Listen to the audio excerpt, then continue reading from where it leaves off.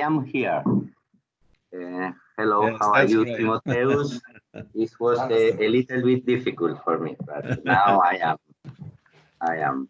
I'm so happy to have you here, and I'm also happy to open the panel on reshaping of the EU into the community of European nations according to the Schuman's concept.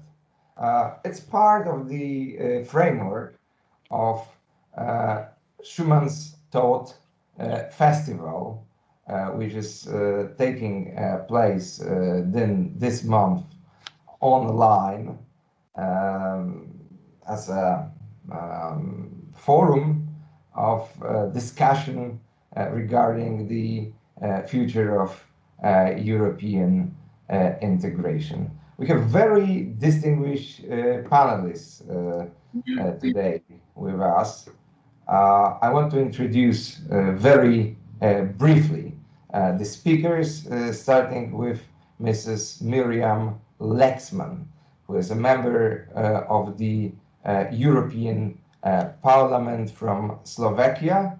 After Slovakia joined the EU, Mrs. Lexman served as the permanent representative of the Slovak Parliament to the EU. Following her diplomatic career, she joined the International Republican Institute as the director of EU regional programs. She is a member of the board of the Anton Tunega Foundation, named after one of the first martyrs of the communist regime in Central Europe. We also have with us Professor José Miguel Serrano Ruiz Calderón, who is professor of philosophy of law at the Complutense University in Madrid. He's also a member of the Bioethics Committee of Spain and has served in the past as the member of the Pontifical Academy for Life. The next speaker would be Dr. Stephen Baskerville, professor of government and American, currently living in Europe and teaching at the university in Bucharest. He's going to bring a comparative perspective, a little bit from the outside and a little bit from the inside to our today's discussion. And we are still waiting for the connection with Professor Chantal de Sol from France, director of Center of European Studies at University of Marne-la-Vallée in Paris. In 1993, she established the Hannah Arendt Research Institute at the university, whose principal purpose is to explore the relations between Western, Central, and Eastern European thought. She is a distinguished expert, in particular, in subject of subsidiarity. Before I give you a short, substantial introduction to the topic, I would like to ask Professor Zbigniew Krysiak from Institute of Schumann's Thought to read the letter from Polish Prime Minister Mateusz Morawiecki regarding the idea and the aim of our today's meeting. Thank you very much, Dr. Zich. Thank you very much, all professors and members of the parliament and all audience, for just being, at that panel, very important one, which is a discussion about the future of Europe. As we all very well know, in January, there was it triggered some idea about talking about the future of Europe. And, we, as an Institute of Schumann Thought, we joined to that discussion, to that talk, and we like, as Schumann's followers, we like future Europe will be, basically related and based on the ideas of Schumann. And it was the idea which was based on the community of European nations. So, I mean, the patronage of that, honorary patronage for that European Schuman Festival was took by Prime Minister of Poland, Polish government, Mateusz Morawiecki. And I would like to read his letter to all, participants and all, panelists, all, who are just attending this festival, which, have around the 15 different topics. And the participants have chance, to participate directly on the MS Teams, or they are just participating, looking, being at the YouTube or many other websites, not only around Poland, but around Europe. So thank you very much for all, media, for all, websites and entities who are engaged in this, broadcasting of these very important topics and this event. So now I start to read a letter from Prime Minister Mateusz Morawiecki. So, dear Sir and Madam, the fourth European Schuman Festival that begins in the unique celebration of European integration, it is time to celebrate the 16th anniversary of Poland's presence in the European Union. It is also a time of talks on the future of the community and the role of our homeland in shaping it. To all organizers and speakers participating in this special event, I would like to express my respect and assurance of my memory. Today, we recall the wonderful figure of the future of united Europe, Robert Schuman. It was on this day 70 years ago that a declaration named after him was announced. She called for the construction of community of European nations. He called, for the construction of the community of European nations based on the Christian and democratic values. This great visionary and politician knew that the European politics should not conflict with the patriotic ideals, that you can build a European community and respect the subjectivity of all its members. This year's anniversary is therefore a unique opportunity to recall this universal message once again. Today, we must also remember that Europe is not only a geographical concept and a great place to live. It is also a great civilization and spiritual heritage. It is our duty to the next generations of Europeans to cultivate these wonderful values. We are responsible for Europe's presence and the future. I believe that we can build it on agreement and cooperation. Ladies and gentlemen, I am convinced that this year's, held in the shadow of a pandemic, edition of the Schuman Festival will be unique. I believe that it will strengthen European solidarity for the community and refer to the ideas on which it has grown. I wish you successful conversation and cordial greetings. Your faithfully, Prime Minister of the Government of Poland, Mateusz Morawiecki. Thank you very much for putting the attention. Thank you so much, Professor Krysiak, for this contribution coming from Polish government. Now I will just give a short, substantial introduction to the topic of our today's discussion, and then we will follow with the contributions of our panelists. As we know, in late 2019, the new European Commission announced the idea of the conference on the future of Europe.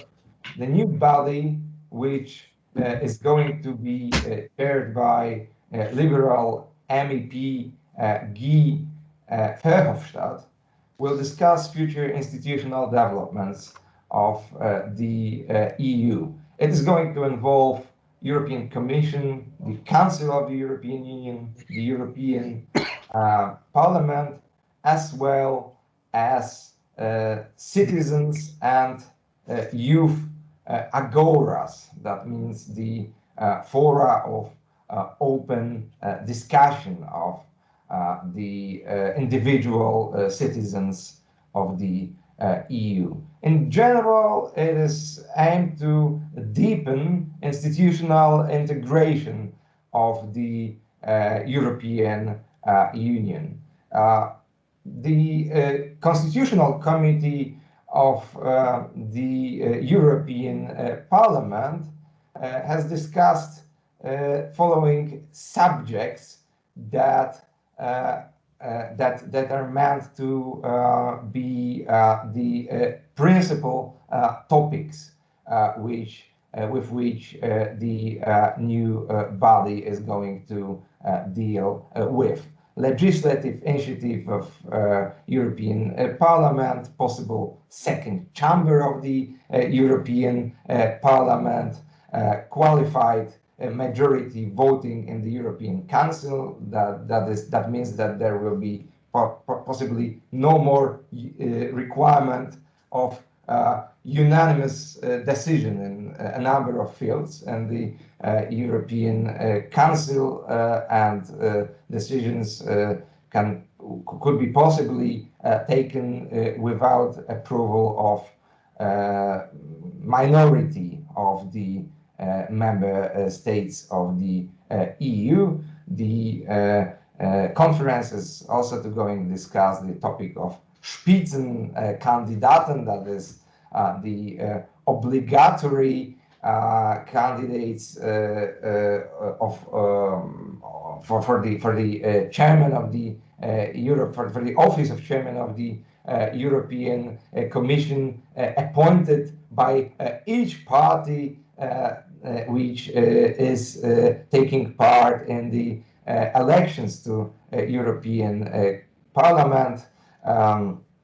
There's also possibility that a topic of so-called transnational lists is going to be debated. So all of these proposals, all of these topics which are going to subject of the possible conference are going just in one direction: further institutional integration of the EU. At the same time, it has to be said that over the past several years, we have experienced growing dissatisfaction with the current model of European integration. While the most notable example of this trend was the Brexit referendum, at the moment it took place, the UK was not the most strongly anti-EU country in terms of approach of the public opinion.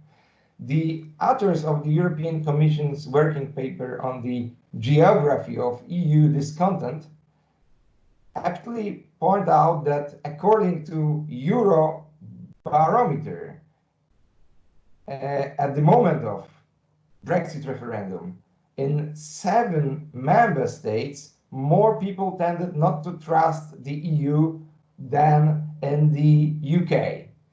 The general dissatisfaction with the European Union and the overall population over 15 of the member states jumped from 28% in 2004 to 39% in 2018. Unfortunately, the authors of this study failed to draw substantial conclusions from these basic observations. Their approach is typical for the ongoing debate. Most explanations of the disenchantment with the direction of the EU reduce it simply to growing dissatisfaction with the modern economy and increasingly multicultural society. Authors analyzing this topic usually heartily proclaim that opposition to further EU integration would be typical for less educated people and the older generation. The Commission's white paper on the future of Europe and beyond, which was published back in 2017 under Jean-Claude Juncker, cites only one ideological source of future EU development. That is the Ventotene Manifesto, uttered by Altiero Spinelli and Ernesto Rossi, which, to put it in simple terms, depicts a vision of the federal European state. According to Spinelli and Rossi, the member states of such federal structure should be reduced to no more than autonomous provinces with limited scope of competences. The intellectual heritage of Schuman, de Gasperi, and Adenauer is entirely absent in this document. Still, does the superstate federalist model of EU integration really have no alternative? What if radical federalist idea is a root cause of the problems the EU is currently facing? What if opponents of the current direction of the EU integration actually have substantial arguments and do not just advocate bias? What if European project fails if we do not carefully consider its direction? If we look at a more detailed analysis of the attitudes towards the EU, such as the Pew Research Center survey conducted in 2018, we'll see that while the overwhelming majority of Europeans value the role of the EU as an institution safeguarding peace, that's 74% of overall population, at the same time, a significant majority would claim that the EU is intrusive and ineffective. In both cases, more than half of the population of the EU. It should be thoroughly examined whether the current inefficiency is directly correlated with the increasing centralization of the EU structure, and in particular with the centralization of the lawmaking process. It is common knowledge that in general it is more efficient to make and enforce laws when one is close to the people. What if we actually need more subsidiarity and more transparency to make the EU more efficient and restore the trust of citizens? Both these principles, subsidiarity and transparency, are too often treated as a threat to the future of the EU. But in fact, both can help it survive. Maybe it's time to consider whether we should abandon extreme positions. On one hand, the concept of centralized superstate, on the other, lack of international cooperation and integration of political character. Maybe it's time to get back to Robert Schuman's idea of the community of nations, respecting different characteristics and different futures of various European peoples. We should recall that Schuman made it very explicit while drawing his idea of future Europe, that his idea is not to merge states to create a super state. It's the quotation. Our European states are, according to Schuman, a historical reality, and it would be impossible to do away with them. Their diversity is a good thing, and we do not intend to level them down to equalize them. That is enough of Schuman. Thank you so much for the attention in terms of this brief introduction. I will be very happy to ask our panelists to share their contributions in this topic in particular in context of the planned conference on the future of Europe. Mrs. Lexman, could you be so kind and start with your contribution, trying to answer whether it is actually possible to reinstate Schuman's heritage and Schuman's idea of Europe as the principal principal foundation of the future European integration. Thank you very much. Thank you for the introduction. Thank you for the nice insight of where we are in the European Union. And as the introduction was mainly focused on the foundation of the European Union and the situation we are now, I will go a little bit more backwards and start with the situation practically when the Marxist ideas came as an answer to social poverty. And when we look at the different ideologies, how they develop, so practically the Marxists were answering to the question of freedom and equality among people from the perspective to bring social justice. But as a result, they were curbing freedom and as well equality. And now, and then the Catholic Church, Leo XIII, came with the Encyclica Rerum Novarum, where the principle of subsidiarity is coined. And that's why I'm mentioning this part of the history, because practically this is the origin of the principle of subsidiarity, where the church gave answer how to support freedom and equality and social growth while securing freedom of people and their equality in a genuine way. So practically, this is the principle of subsidiarity on which the European Union was also based. When we look today, many of the progressive ideas are pursuing similar goals and than the Marxists were trying to pursue then. It's the equality of people, the pursuing freedom, although we also see that as a result, they are actually creating uniformity instead of unity, and again, uniformity instead of diversity. And thus, this is exactly what is curbing human freedom. And if we are talking about the future of Europe, of course, the community of nations, community of diverse people and diverse nationalities and ethnicities or religious groups cannot be united if they are not free and if they are not diverse, if they are pushed into certain uniforms. So this is, I think, this is where we need to come from when we think about the future of the European Union. Now I'll come a little bit more to practical terms. What I believe, what is absolutely essential, and as it was already said, I was a diplomat in the European Union in the year of 2008 when the financial crisis had hit the Western world. And I remember then a debate about the future of Europe.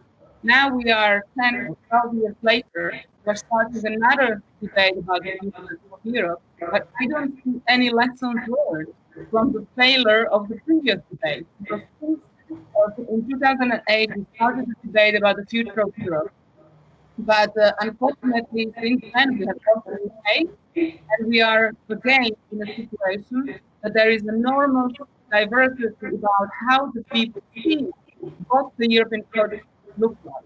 And I really like that it was highlighted that the ideas of Schuman, the Gasperi, and Adenauer are somehow being lost because their idea was not the big federal Europe. Their idea was exactly to support the genuine cooperation among nations where they agree to cooperate and where it's actually appropriate for the joint desire, for the plans, and for the development of the continent. And that's exactly where the principle of subsidiarity comes from, that the issues should be dealt as close as to the person, but in such a goal that is the most efficient way of dealing.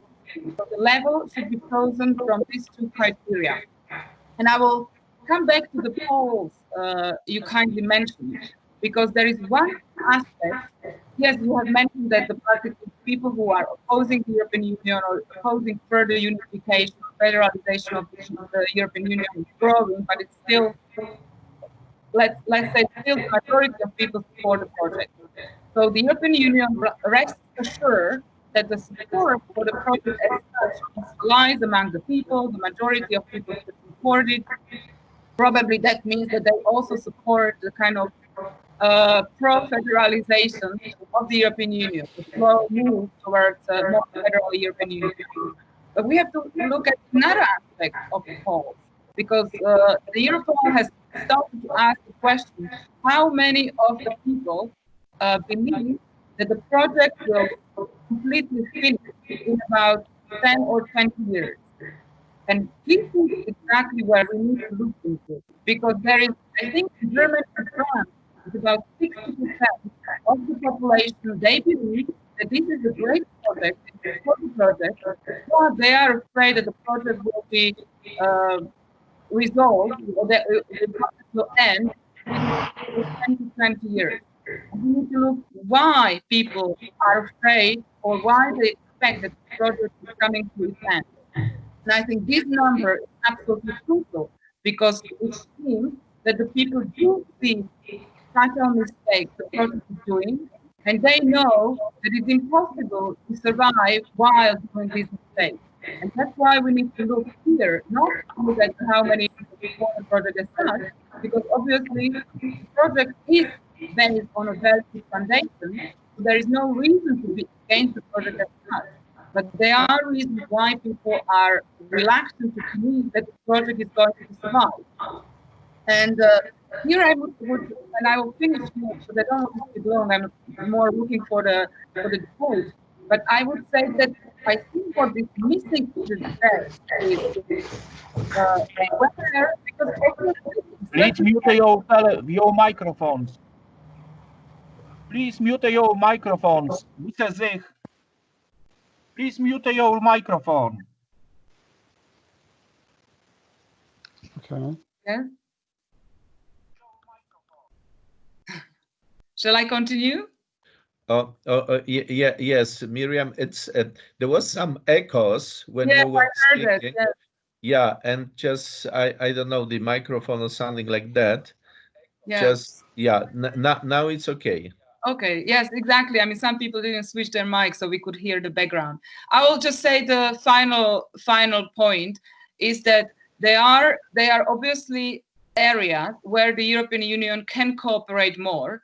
This is maybe the general security area, cybersecurity. This is an area where we see the need for further cooperation, closer cooperation. But there are obviously areas where people are strongly against further cooperation. And this is mainly the areas where the subsidiarity principle sort of couples, is that they cannot, that the European Union should not decide on cultural and social matters. And I think this is probably the kind of clean line that we need to build, where the European Union can go further in the integration and where it should, if not to stop the further integration, maybe would say even the going a step backwards and adhere to the current wording in the treaties, because this is exactly where I see that in many areas we are stepping beyond the subsidiarity principle in certain areas. So I'll finish here. Thank you very much.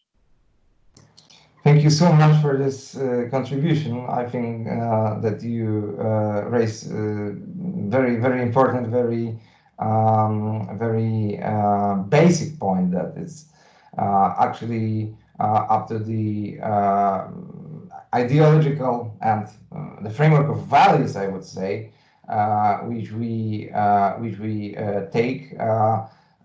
Whether this or that institutional solution will be our decision. So it's up to the values, how we think about the future. And it's also extremely important to raise this concept of the involvement of the European institutions and fields which fall outside of the scope of the competences of the EU, which have been included in the treaties. I think that it was the case of all countries in Central Europe that during the debate over the accession of our states to the EU back more than 15 years ago, it was made quite clear by all the parts of political spectrum, by all the political parties that the EU is not going to get involved in field of regulation of family law. It's not going to interfere in issues like the legal protection of life. It's not going to limit the scope of freedom of religion. Unfortunately, right now, after more than 15 years, we see that it's not the case, that many European officials, that many prominent EU officials get ideologically involved. I can refer to the statements of such officials as former as the Vice President of the European Commission, Mr. Franz Timmermans, who made it explicit already 5 years ago that he's going to take all efforts in order to impose same-sex marriage on all countries of the European Union. And of course, there's a strong opposition from many Europeans, not only in Central Europe, but all over our continent towards this approach. I don't think the EU and the European idea is going to benefit from this way of thinking. Since it's just not what the EU was meant to be about. So I think it's extremely important to define those areas which just should not be according to the treaties, but according to the feelings of the people all over Europe as well, to define those ideas, those fields which should not fall within the scope of competences of the EU. I think it's the core of the debate. Now we should shift to the Professor Jose Miguel Serrano Ruiz Calderon. Could you be so kind to share your thoughts on the subject? Start with turning on the microphone.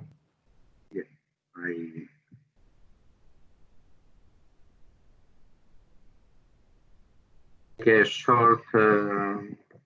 It's not turned off. Yes. Yeah, if you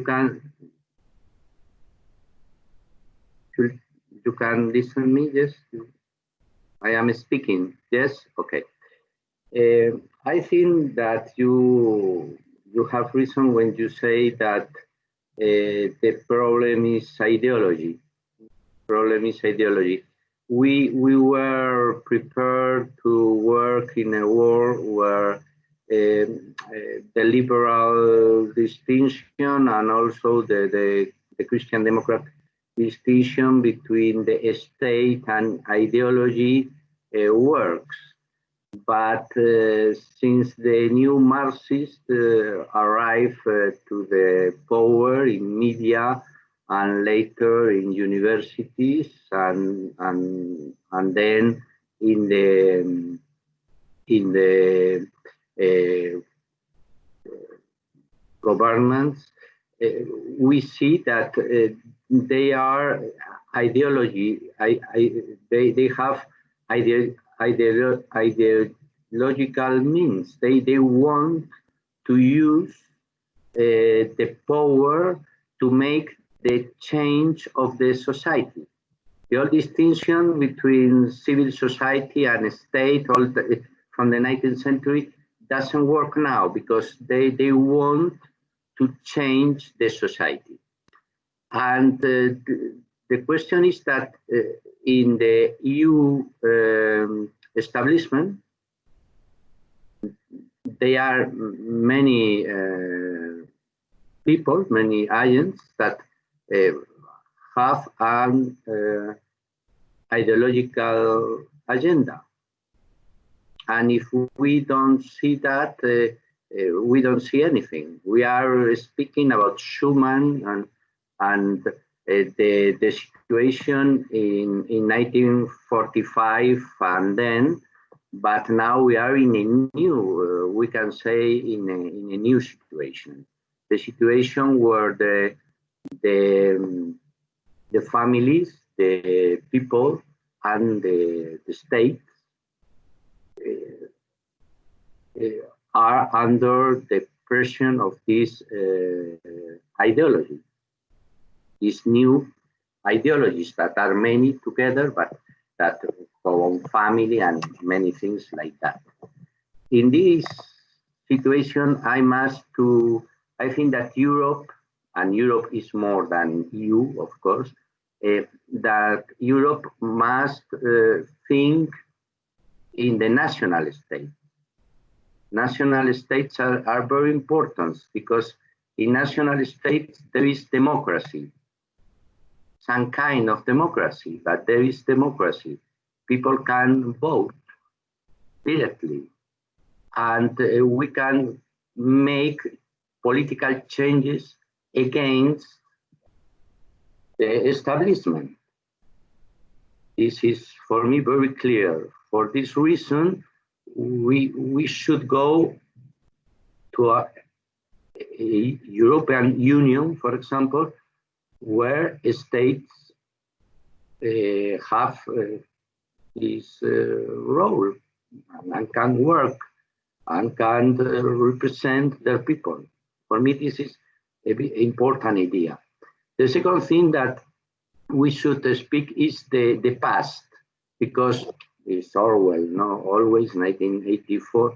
The past is very important for the person who has the past, has the present, and then has the future. And the problem is that European Union and other international institutions,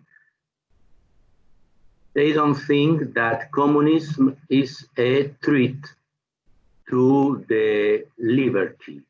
So they are always looking for some kind of nationalist family chauvinism and all those things, like in Poland and in Hungary, but they are not concerned by the situation of the countries like Spain that have communist governments. And this is a big problem for the future, because what is at the stake is the liberties. This thing that reactionaries and conservatives, we speak more of liberties than of liberty, but this is clear. If we have states that have an ideology and try to put it, if we have European Union who has an ideology and try to go through it, the future is not very good.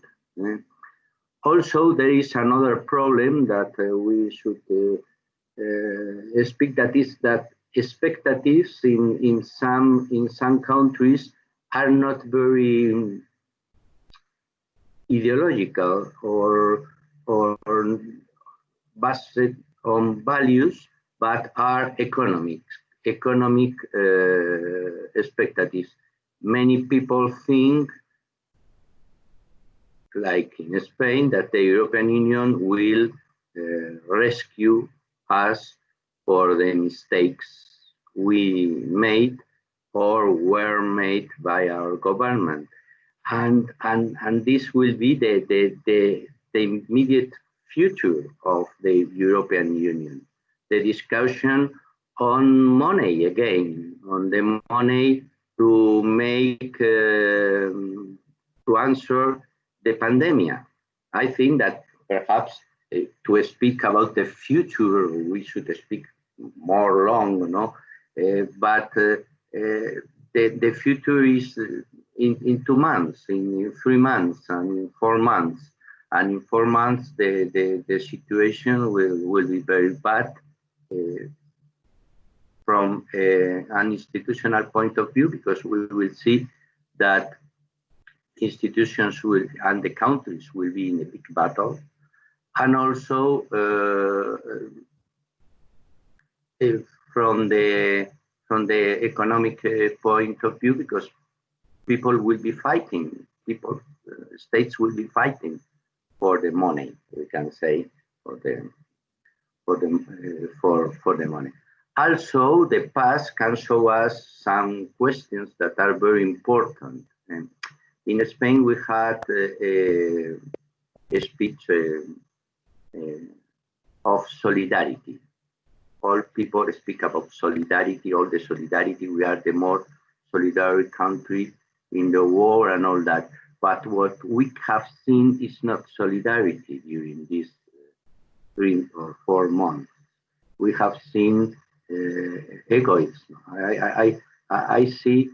I have been reading Thucydides and the epidemic of Athens, and I have seen all the things that Thucydides saw in this moment, and perhaps it's a subjective perception, but what I have seen in the European Union has been a terrible fight for the sanitary assets, for save themselves, each one. There have not been cooperation at all, and this is important because it's in this critical situation where we see if the model, if what we say about the European Union is just some way of speaking or is reality. We are speaking that Europe is very solidary, that Europe is united, but when we have to fight for, I don't know how to call in English this, no? This that we use here continuously. The fight for this in Spain, even between regions, has been terrible. I have not seen that only in the university for the appointments. I have seen a fight so cruel that the fight for trying to found that.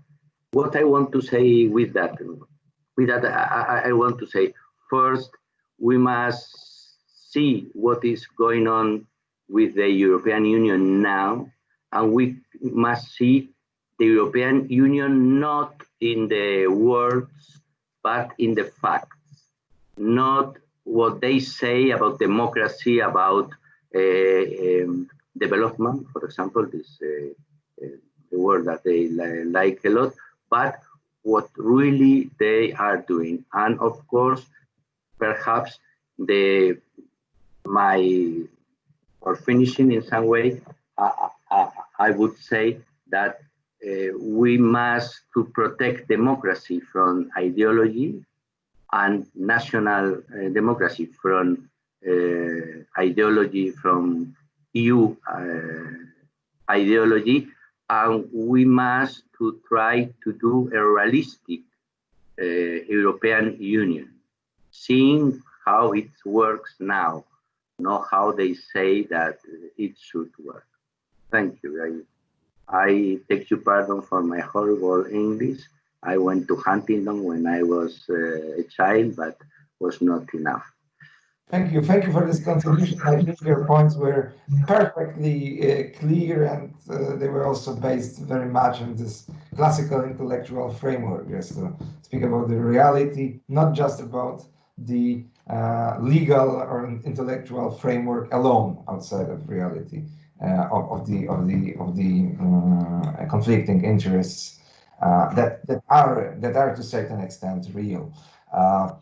Thank you so much for this contribution. Now I would like to ask Dr. Stephen Baskerville to take the floor. Please turn on your mic, Stephen. Can you turn on your mic? Yes. Is that better? I've had some internet problems, so I kept it down, but I hope you'll be able to hear me okay. Thank you for those comments. I found all of those comments very helpful. I was hoping maybe to talk a little moment about some of the comparative and historical background here, because one of the there's a lot of misconceptions about the European Union today and where it's going, I think, and a lot of them are based on where it is and where it's been in the past. To treat the European Union as a kind of federation is in some ways realistic, but in some ways it's not. In some ways it's not really a federation at all. In some ways it's a kind of an international organization, much more similar in many ways to the United Nations. And it doesn't really, in a lot of ways, it doesn't really bear comparison with national federations like Germany, Canada, the United States, and so forth. And I think so, understanding this makes a difference in where the European Union is going. One of the striking things, one of the perennial problems about federations all over the world is they always involve some kind of balancing act, some kind of an attempt to create stability and long-term permanence by balancing the interests of a national or over a federal state and the interests of inferior states, lower level states. And in all of the success, and it's very difficult to achieve that balance. It's very hard to do. The history and the world today is littered with the graves of federations that haven't worked. Communist ones, obviously, Czechoslovakia, Yugoslavia, the Soviet Union, but others as well are in great crisis today. Canada, Belgium, all of the federations are in some ways having difficult times, because one of two things usually happens: the federation either becomes overly centralized and too much institution, or they become vociferous. The different states want to split off and go their own way and maintain independence. And sometimes these two tendencies can happen at the same time. And that's kind of what the European Union is happening, or a good example of that is the American Civil War, where you have both centralization and breaking apart at the same time. So it's very difficult to maintain this balance. What's striking about the European Union, why it's different from anything else, is that it's never really even attempted to create this balance.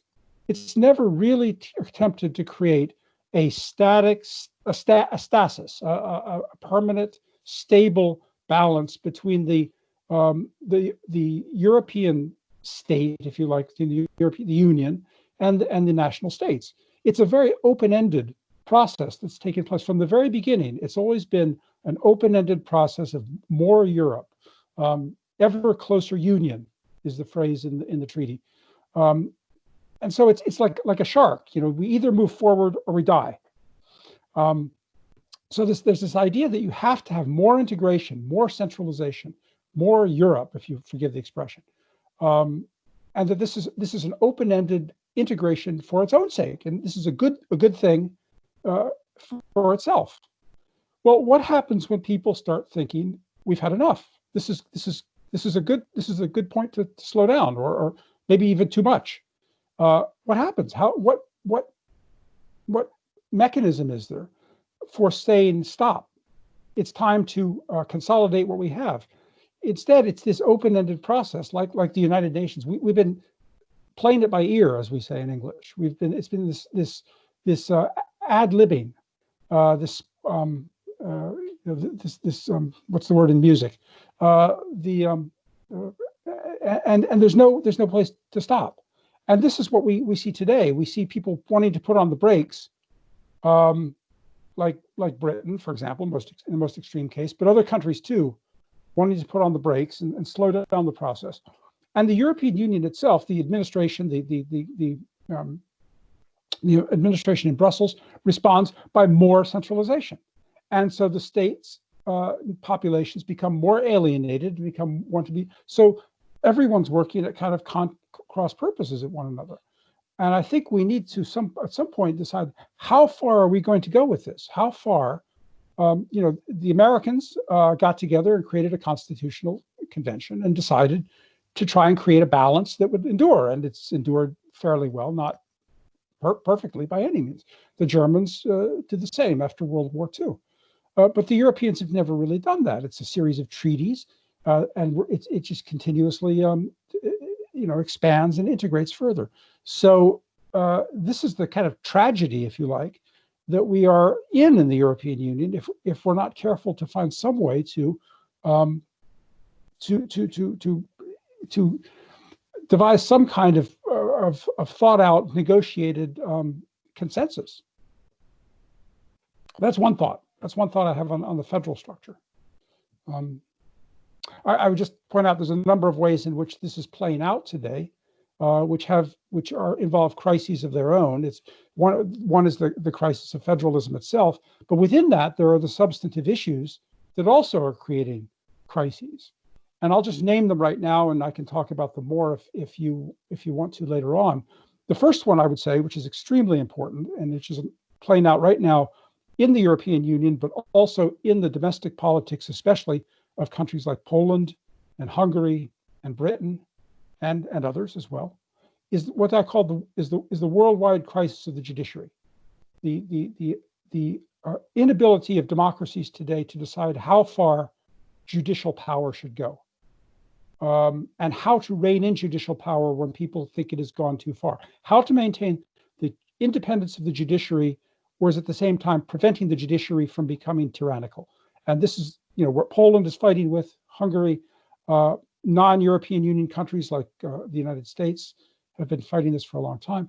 But it's no accident that this is one of the issues that is manifesting itself today in the tug of war that is going on between the European Union and the states. And the decision of the German Constitutional Court earlier this month, and its tension with the European Court of Justice is one example, just the most recent example, but a very stark one. The other crisis that's being played out in the European federal structure is, of course, the crisis of money, of the tension of financial control. By the way, let me just say one thing, backing up just a moment to my point about federalism. In all federal structures, this is true in Germany, the United States, Canada, every federal structure I know of, there's two main forces that militate towards centralization. And those are the judiciary is one, and the second one is financial issues, financial power, control of the money. And that's why I mentioned the judicial one first of all. The second one is the control of the money. This is also one of the ways in which federations become increasingly centralized. Who controls the money? Who has the power to tax, to borrow, and to spend? And if you look at for example, the United States, this has been from the very beginning. People talk today about the Hamiltonian moment and the Jeffersonian moment. Are we in a Hamiltonian moment in the European Union or a Jeffersonian moment where Alexander Hamilton pushed for and successfully pushed for the power of the federal government to tax and to borrow and to create a national bank? And it was opposed by people like Thomas Jefferson, but they eventually fell into line. And now we're arguing, are we having a Hamiltonian moment in the European Union? Because that power to tax and to borrow and to spend is the leverage that federal systems have over the states. It's hard for subsidiary governments to tax and spend as effectively as the European Union government, or the federal government, if you like. And this is something that needs to be, again, this is playing out this month in the crisis that's going on right now, and the controversy over the power of the European Central Bank and the proposals put forth by Macron and Merkel for a bailout, if you like. So these two issues are critical. I mean, we're really coming to a stark critical point here with the crisis of federalism being played out in terms of the two major issues that have always created tensions for federalism. That is to say, the judiciary and the financial structure. I'll stop right there for now.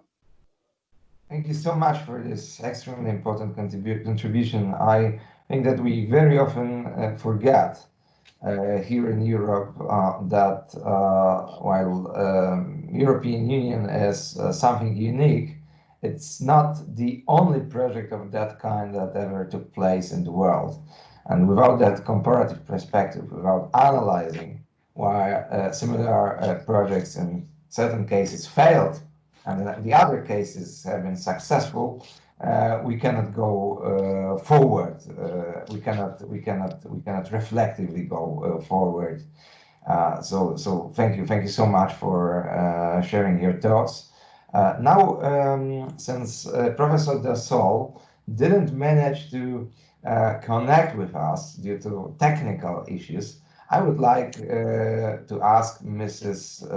Natalia Kretschmar, that is the interpreter, to read out her contribution, since Professor Del Sol has sent her contribution already prior to today's panel.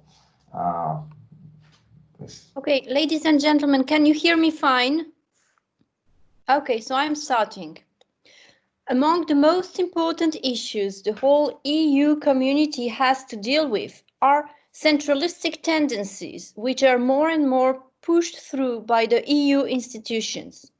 On the one hand, EU is trying to reduce the role of the member states in decision-making processes by increasing the number of areas where decisions can be taken by the consent of a majority or a unanimity. It obviously leads to marginalized voices of many sovereign countries which opposes certain postulates of this institution, especially in the field of protection of human life, human rights, rights of parents, and autonomy of family. On the other hand, the EU is also trying to take over many competences that initially were to belong to member states. The guiding rules of subsidiarity and proportionality seem to be forgotten by the EU bodies. You raised the question of the excessive centralization of the European institutions, a centralization which ultimately deprives countries of their autonomy and freedom of choice in many areas, including the most crucial ones, the area of the family. You are right to say that this trend, which has been strong for many years, completely contradicts the implementation of the principle of subsidiarity, even though it was agreed from the very beginning that European competences would be distributed in accordance with the principle of subsidiarity. As you know, just as you, I do regret this development, which for me too is a real disaster. As I am not a lawyer, I would be at loss to say what kind of legal means should be used to reorganize our institutions in this way, but I would like to insist on the fact that these abuses, because they are ideological products, can only be opposed by convictions. And I would like to briefly recall the ideologies that have led us to this point. The first one being Jacobinism, which is the infantile disease of the French political spirit and was at the very beginning of the European institution. Indeed, when it was created, the European institution had a stroke of bad luck. The two countries that could at that time have weighed heavily on the community institutional destiny were Germany and France. If it had been Germany, we could have had federal institutions, which I would have welcomed. But Germany, for historical reasons, did not have the heart to take leadership, not yet at least. It was France that took leadership in the person of Jacques Delors, and we have had the takeover of unrestrained Jacobinism, and what's more, under the hypocritical appearance of the principle of subsidiarity. And I could talk about it more precisely. Technocracy is the figurehead of postmodern politics. It means that politics would no longer be the art of decision-making, but the science allowing for objective and irrevocable action. And for this purpose, it is enough to entrust the government to scientists. It is a return to Plato's despotism, giving power to the one who knows. What the European authorities call governance is a governance without debate, which issues directives and is composed of commissioners. This is a whole program they have. This does not only mean a European drift, but a deep ideological current which rejects the art of politics as being burdened with uncertainties and imperfections. It is a kind of new utopia that corresponds biologically to transhumanism. And the third trend, last but not least, the postmodern West is in the hands of a libertarian ideology of absolute individual emancipation, which challenges all the moral principles on which our world was founded, which corresponds with the end of Christendom. This ideology of emancipation imposes itself in an intolerant and authoritarian manner, not with the weapons of terror, but with the weapons of derision in the name of progress. In this sense, it represents an avatar of the lost utopias of the 20th century. In any case, it imposes itself against the will of the people.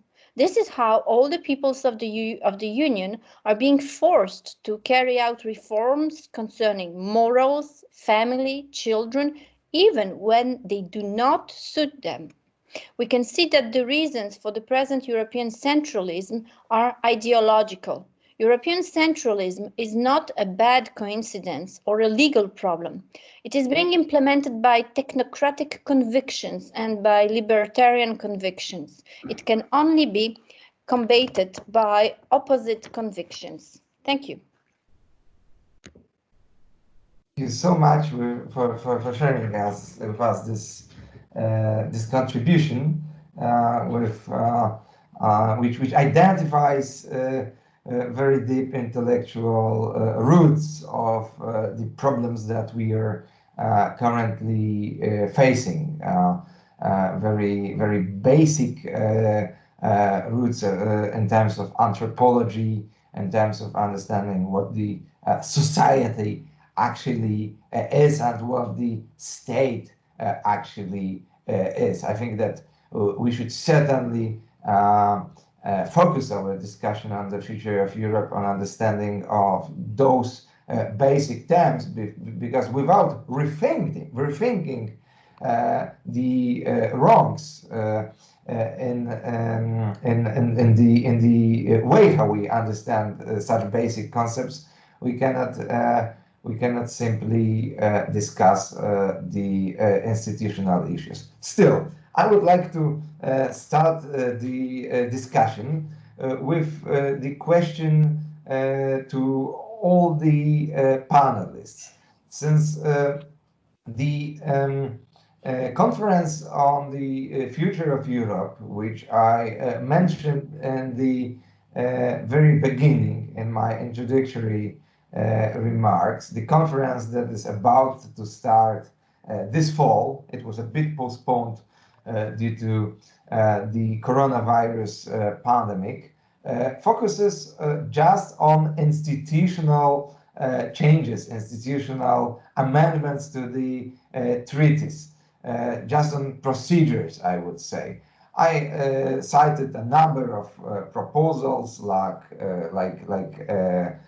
leaving behind the requirement for unanimity in the European Council transnational list, so-called Spitzenkandidaten. That means transforming the European community, transforming the level of awareness of the people of Europe through, I would say, imposition of certain procedural changes. That means we change the law, and the spirit of European nations is going to change. In general, I have the impression that all of the speakers, to a certain extent, don't agree with the direction in which the proposals are going. That means the proposals of further institutional integration in many fields, in many areas which don't necessarily need to be subject of the decisions of centralized institution. But I would like to ask you a little bit deeper question. Do you think that there is actually a chance to transform the way of thinking about Europe by purely institutional, procedural, legal changes that are being planned right now? And if you find any kind of such legal proposals to amend the treaties, to maybe to a little bit step back from the current state of affairs, please share your remarks about such steps that you find out. So, the first of all, do you think that things may actually change by institutional solutions without changing the very deep, very basic intellectual climate? And if you find any kind of institutional solutions apt, then please share your remarks. Maybe we should start again with Mrs. Miriam Laxman.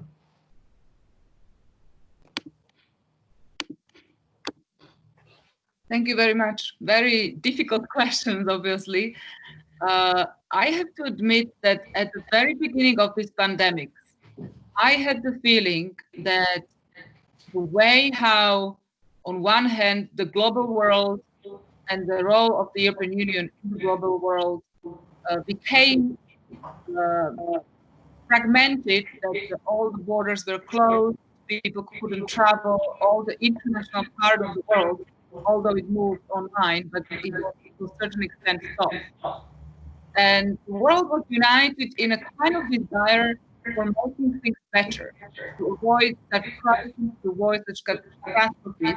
And I have to admit here that somehow we have forgotten that even greater catastrophes are happening every day in different parts of the world.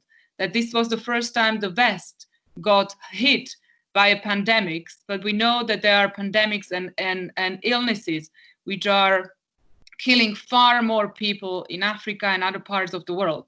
So, but in a way, we have, as a West, had a wake-up call and became part of the poorer world, as to say, that we kind of could, to very, very certain small extent, to feel how it is to be threatened by a disease on a daily basis, or the Christians, for example, or other believers, what it means that we are not allowed to exercise your religion in a public way, because we couldn't go to churches, we couldn't go and pray together and celebrate our services in a public place. So to a certain extent, the West became part of the poorer part of the world.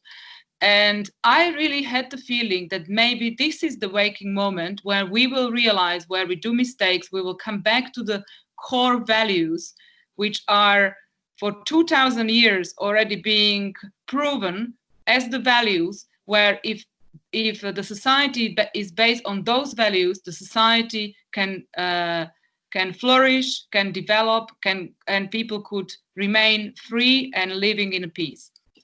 Unfortunately, seeing the debate now about the multi-annual financial framework of the European Union and the recovery fund, I'm afraid that the EU institutions as such haven't got the lesson. We are now talking about borrowing a huge amount of money, and there is not enough of debate, for example, how we are going to spend the money. If there is an absorption capacity for spending that much money, if there is but on the other hand, we are indebting future generations, and putting them at risk, because we don't know if there will be another crisis in the future, and we are putting our children practically in a situation that they'll be incredibly indebted. And we know that the financial crisis in 2008 practically started from the point that indebting citizens is not a good idea. And I'm not an economist, but a kind of basic understanding of economy is telling me that this is a wrong step. On the other hand, obviously, it looks very different from the perspective of the bureaucrats, and we know that power always generates further power, and one has the tendency to grow. So it's even difficult to blame the people, because it's a kind of natural way how the power struggle functions, that Brussels is trying to grip more power in a supposedly trying to help the member states. So now the question is, when the debate comes to the member states level, if the leaders of the member states will be very clear and will be able to learn the lesson from the pandemics and bring it back to the European politics. Because so far the member states have the power to stop it, have the power to push the administration in Brussels to reshape the way how things are functioning in the European Union. But the problem and the question is if they will be able to exercise this power, and if they will be able to come to a certain agreement how to change I would say, the path the European Union has started maybe from 2008, from the crisis when we were going through the financial crisis, then the refugee crisis, now we have these pandemics. So there is like the kind of a rotation of a crisis. And obviously the Brussels believes, and I just want to say that this is natural, that Brussels believes that more powers will be better for the European Union. The problem is that the member states should say, no, the power lies with us, and it's us who decides how the future of the European Union will look like, of course, within the treaties.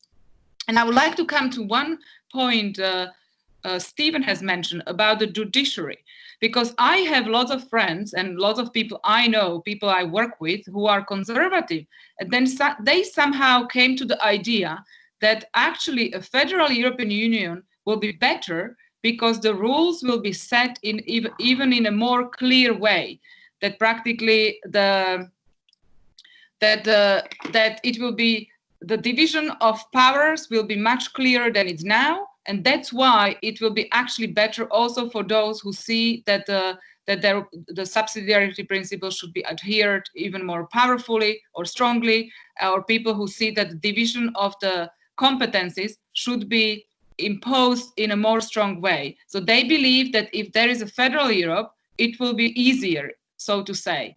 But my example I'm using in these situations is always the US example and the Supreme Court of the United States, who decided that there is a right to abortion in 1973. And even now, legal constitutional lawyers from the US are saying that the court had never the power to make such a decision and impose this decision over the member states, the states of the United States. And the same thing was the Supreme Court's decision about gay marriage. Again, I haven't met, and of course I'm meeting mainly conservative lawyers from the United States, but I haven't met a lawyer who would say, no, for sure the Supreme Court had the power.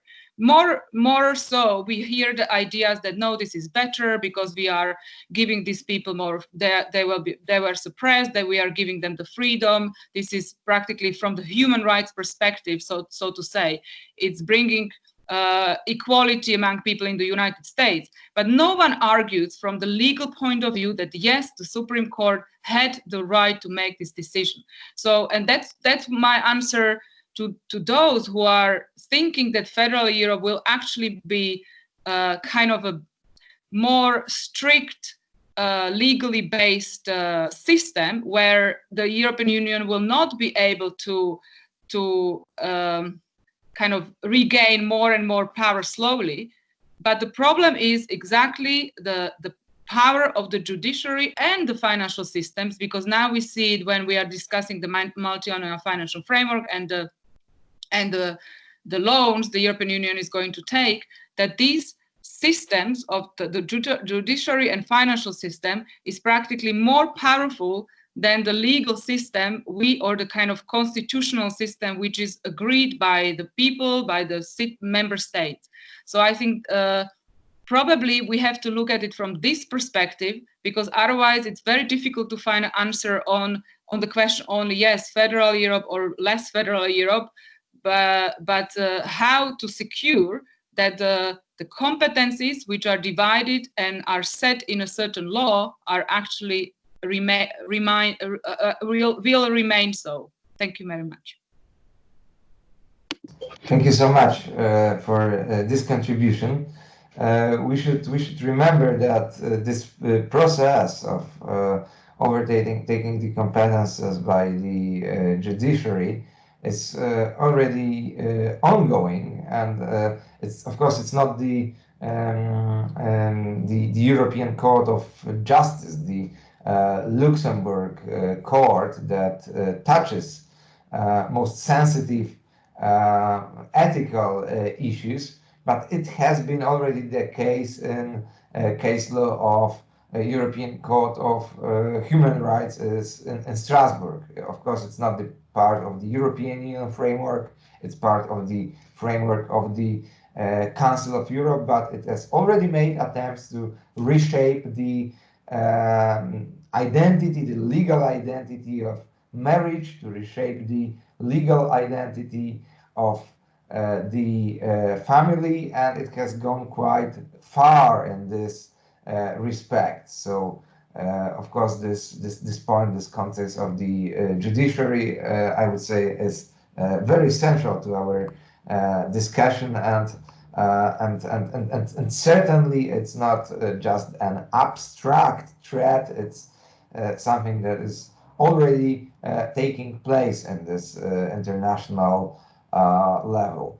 Thank you once more for this contribution, and we will shift to Professor Serrano.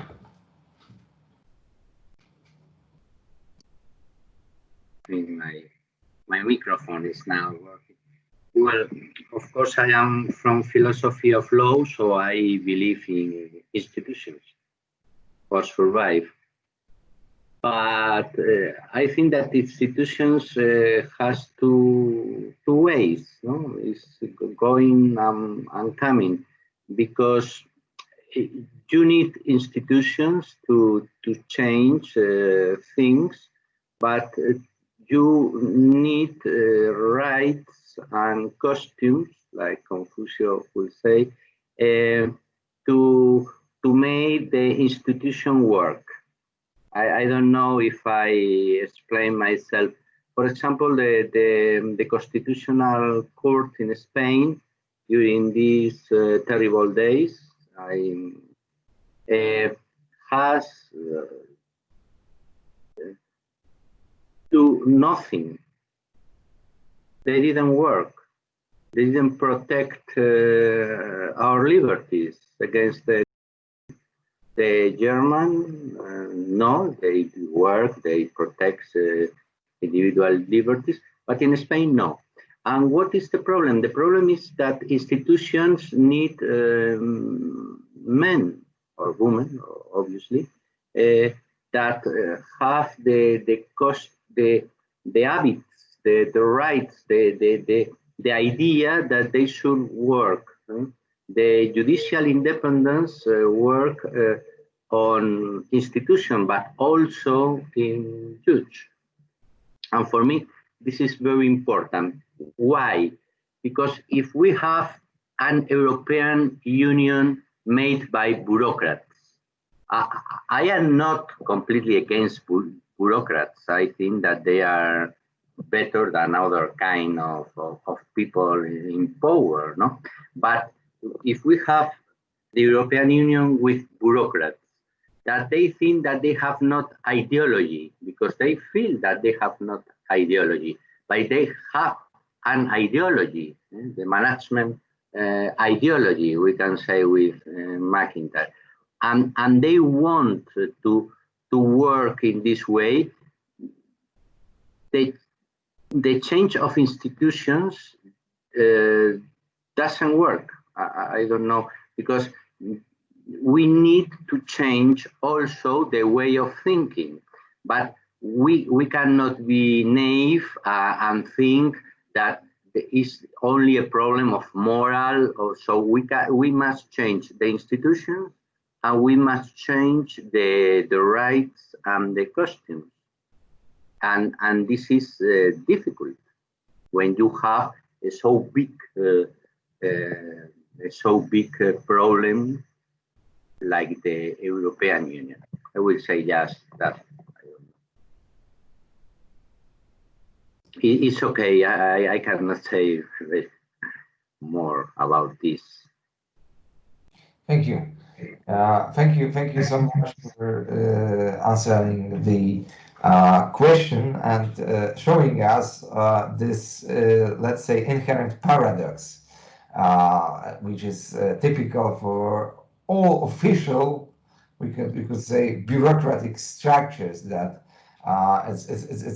there's very often kind of awareness of being non-ideological at all in structures of this kind, while in most cases there is some kind of ideology behind, even if there is no awareness in it. This is, I would say, very typical for all kinds of structures of the same kind, and the Central European Union structures are not the only example of this phenomenon, but maybe most striking, since the influence of the EU institutions is severe on all our countries. And of course, if we let's say expose the ideological character of certain propositions, then we can start actually the open discussions. It's not, I think it's very basic that if we discuss all those changes that have been referred to in the beginning, changes in procedures, changing in institutions, we do not discuss something that is neutral. We discuss something which has its ideological importance, ideological content. So yes, it's very basic. Now we would ask Stephen Baskerville to share his thoughts. Stephen, the floor is yours. There we go. Well, thank you. Yes, I agree. It is a difficult question, and I agree with Mrs. Lexman in particular that it's a question that is well, I agree with. I think that there are very limited reforms possible through institutions. We've seen, as you yourself, Dr. Zeke, alluded earlier. By the way, can you hear me okay? You do, okay. But you yourself alluded, there are areas that are ruled out of European Union competence all the time, which nevertheless we see competence creep. We see moving into areas like family law, for example, which ostensibly the European Union is supposed to be excluded, oftentimes under the guise of human rights, for example. So marriage policy is not within the competence of the European Union, but human rights is. So therefore, same-sex marriage can be, effectively codified using the rationalization of human rights. I also agree with, Mrs. Lexman that, the civil servants in Brussels are essentially doing what is expected of them. This is what civil servants do everywhere.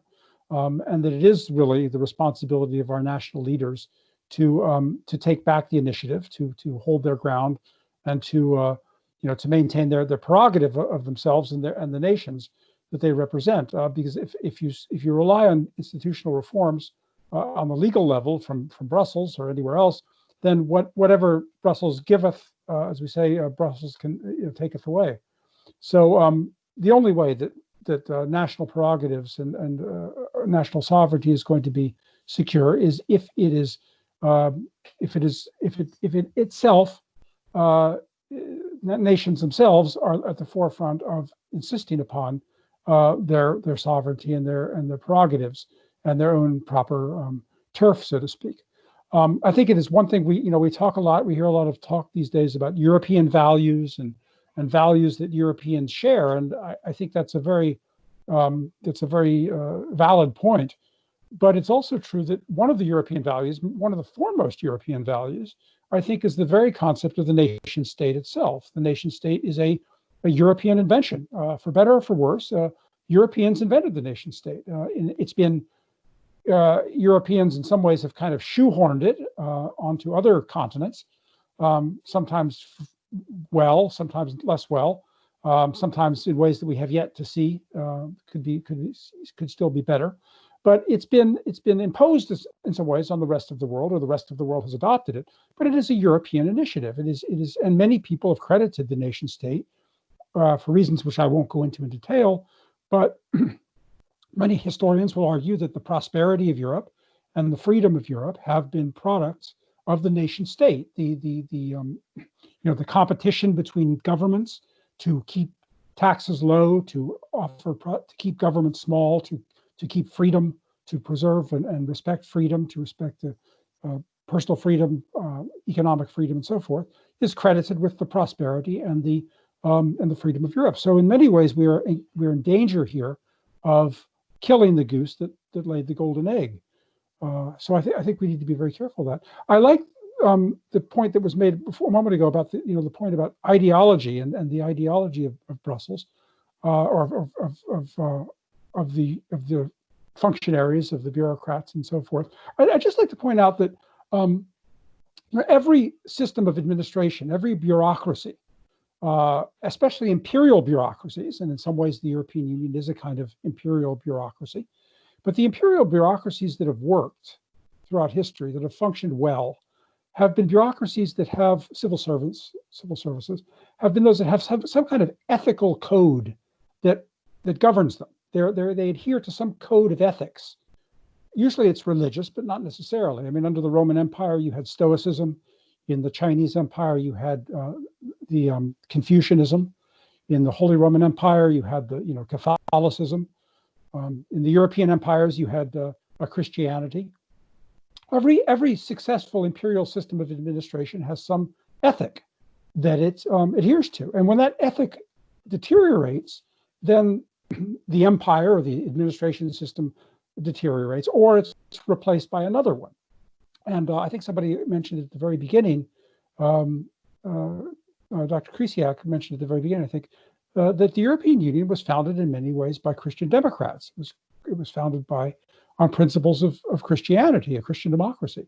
And that was the ethic that they assumed would govern and limit and uphold the standards and principles and ethics of the European system. Well, to some extent, Christianity has been driven out of the European Union without being replaced by anything else, or it has been replaced by this, as was mentioned a moment ago, this kind of neo-Jacobin kind of ideology.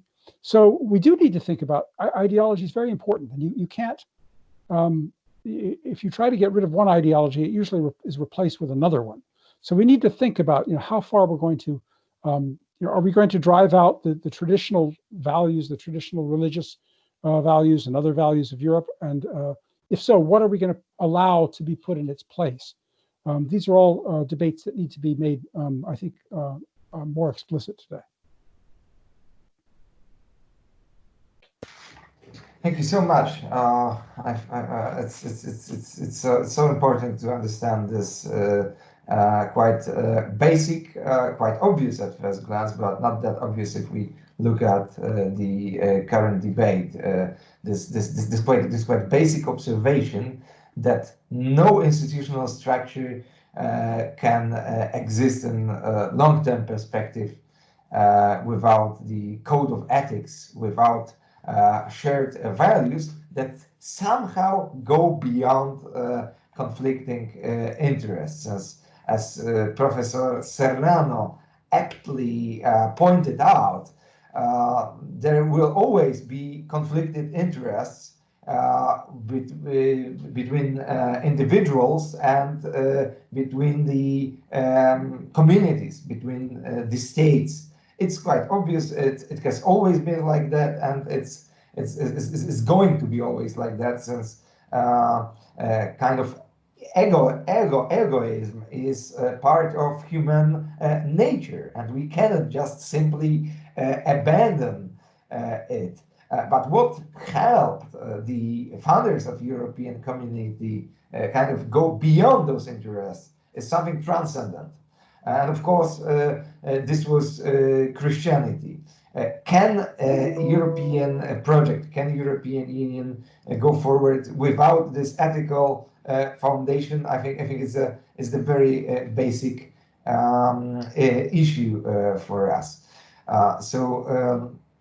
Thank you so much for answering this first question. I think we have still time for one more round of questions, and I think we should touch the other very basic topic related to the future of the EU. Since I think that all of us agree, according to the contributions that you gave, that in certain fields and certain areas, the European Union or European community of European nations works well, or at least it has worked well for some time. And the most obvious thing is that there have been no wars, no military conflicts within the territory of the European Union since 1940s, I would say. But in many other fields, it turned out that current institutional framework is just dysfunctional. We also see the process, which was quite extensively described by Mrs. Lexman, the conviction of the EU officials that there is just one direction, that we should extend the competences. We see this interference into family law. Of course, it has somewhere the basis of within the treaties. As we all know, there is EU has been granted the competence to deal with discrimination, with unjustified discrimination. Its task is to prevent unjustified discrimination, and basing on this quite vague provision in the treaties, the EU institutions have developed a practice which quite extensively, quite far, interfere into very basic family law structures. So the question would be, in which fields, according to your opinion, the European Union now works well, and in which other it should either step back or maybe go forward with the integration? We should once again start with Mrs. Lexman.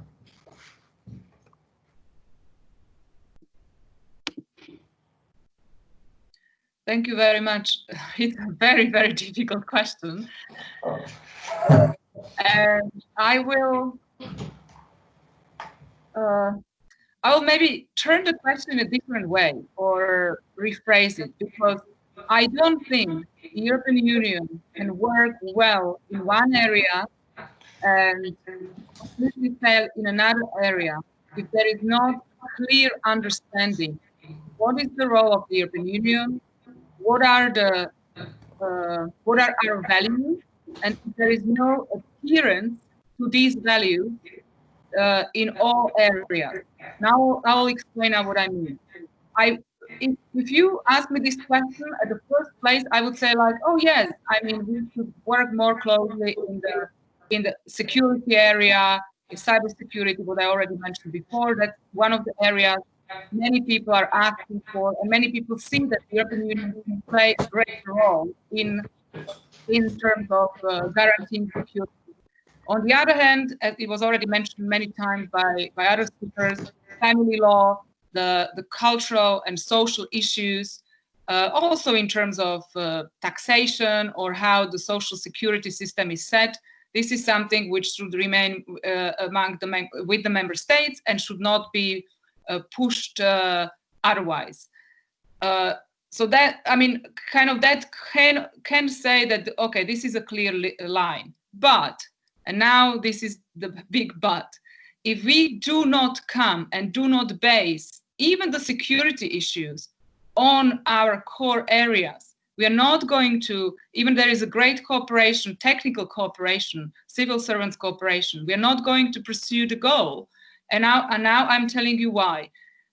In the last couple of weeks, we had on international level a couple of scandals. First of all, China was interfering with the European Commission and the European External Action Service to change the report on how China is manipulating through disinformation our own population to make the wording less, I would say, strong.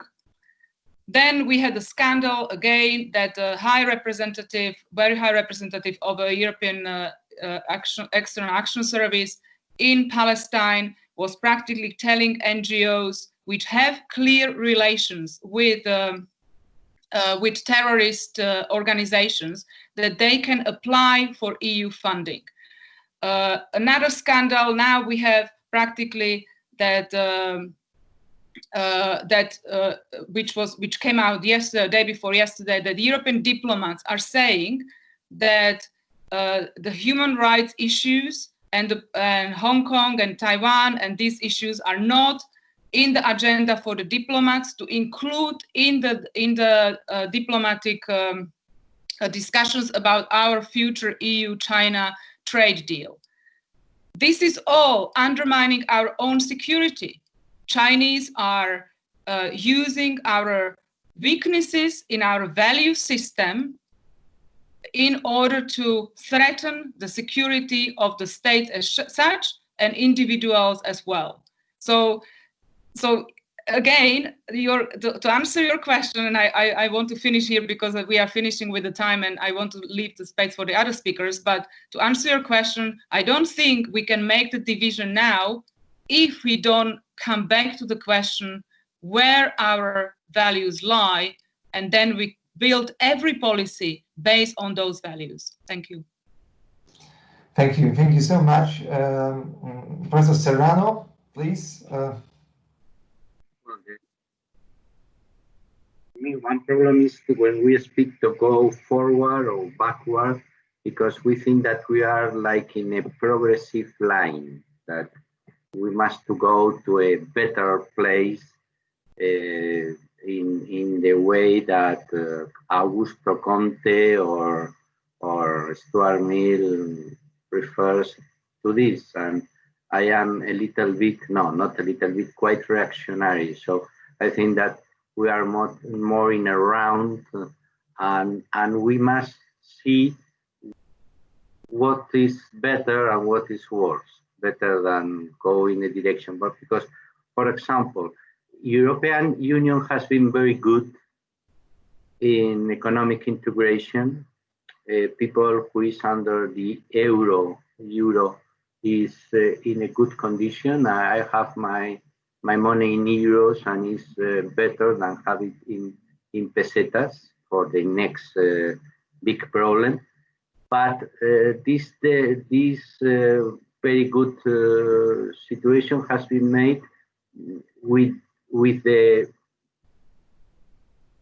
destruction of the industry of some countries like Spain and in some part Italy. And so in industry that was very good in the 60s was worse in the 80s, and now after this catastrophe of these months we see that industry can be better than other way of work. For this thing I see that depends of the moment.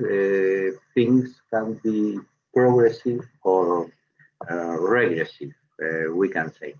In this way, I think that the European Union has been good, for example, in the protection of the citizens against their state.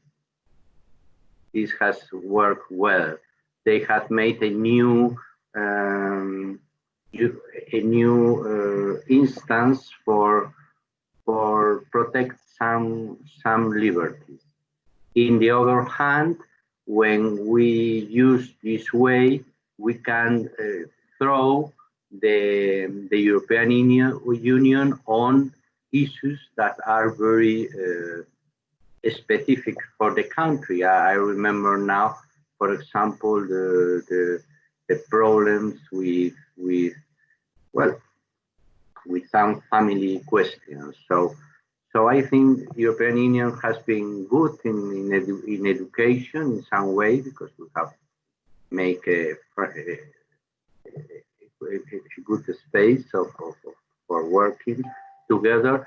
Has been good in this new judicial ways, but has been very bad in a very ideological idea. Is the idea that a bureaucrats that work without parliamentary control, without real democratic voting. The idea that these bureaucrats work for a